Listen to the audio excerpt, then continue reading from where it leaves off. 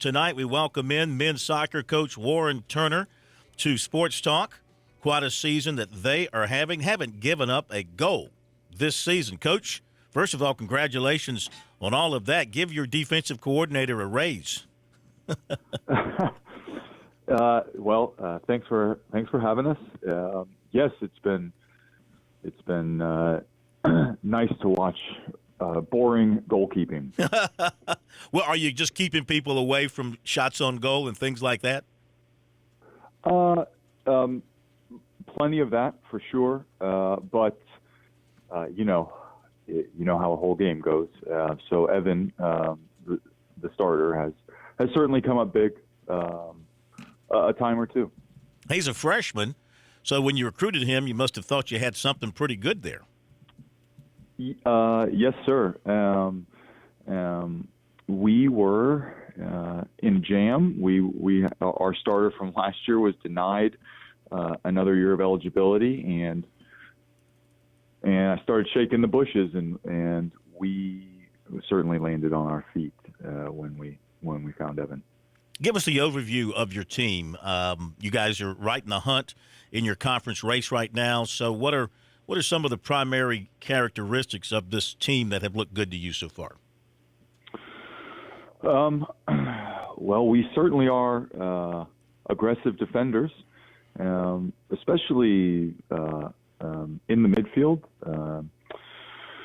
Fernando Gonzalez and Diego Acuna are really hard workers, and it's tough to get through them. So that right away I quite like, and we might be faster up top on the wings and up top than I'm used to seeing out of us. So it's given us a threat in behind and in 1v1 isolation situations that haven't always turned into goals, but lots of corner kicks, lots of the field position or the battle for where the game is played has fallen in our favor for those reasons specifically. Well, nobody should be surprised if you're paying attention to soccer in this state. I mean, Erskine's had a long history of an outstanding soccer program. Yeah, and you guys have kept it going. You're in the NCCAA National Championships last year. You won a game there, and this year you're off to a 3-0 start in the spring in conference play, all conference games, and you got a game coming up against North Greenville on Sunday. What's that match look like on paper to you? How good are they? Are they going to be much of a threat to you? For sure. I've given up enough results to North Greenville to know that's we're going to have to be. We're going to have our heads screwed on straight to play our best, and only then do I really feel more certain about a good result. Sure. Coach, I was just looking over your roster, and I count 8 players from inside the state, and also you have a number of international players, and a lot of programs are going to do that. But I'm just curious, what have you seen in the last few years at kind of the youth ranks in our state? Because I know the club scene has just continued to grow, and now you can recruit inside our state probably more now than you could have years ago. Yeah, the depth of the talent pool has increased, but it hasn't gone unnoticed either. So even if you start at the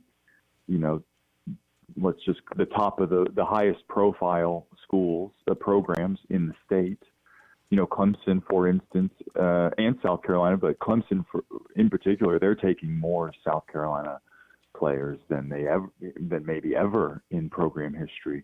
So you can see how it trickles down from there, right? So we luckily Erskine is a nice place to be every day, and it gives us something to recruit to, so we can be as competitive as possible with all the players that are in state. But you guys cover it 30 miles down any highway in this state, and you'll stumble upon another, nice place to be, and another nice school. So while the depth is getting better, it goes quick, and there's a lot of choices. So we do the best we can. International recruiting, covers a lot of that ground that we miss to stay competitive. Florida and Texas have also been key places where we've reliably found. They're kind of the opposite. They have a lot of talent and fewer opportunities in college soccer. So we do focus specifically on those states in our recruiting. And then internationally, there's all kinds of stuff going on constantly. So you just got to shake the bushes there. Well, I hope folks are getting out. Those that can get into the stadium because of limited numbers, hope they're getting out and supporting you guys, because you're giving them a very good show, and you got a home match on the pitch this coming Sunday. So get the Flying Fleet fans out there. They've been coming out for football in big numbers and need to get out there for soccer. Yes, sir. I've always been pleased with our attendance and support. As a generalization, midweek night games are always the most well attended compared to weekend games. The Sunday thing is new for us and fun in its own way. These are our first Sunday games ever, except for when we've been able to reach the conference tournament final. So it's different and it's fun. Something for maybe not a lot going on campus. So if you're done with your homework, you can get on out Sunday afternoon. And hopefully we're putting on a show. We work hard to be able to do just that. Coach, we have got to go, but we really appreciate it. Continued good luck this season. We'll talk to you again. Hey, thanks for the support, guys. Thank you. Flying Fleet Report here on Sports Talk. Back in a moment.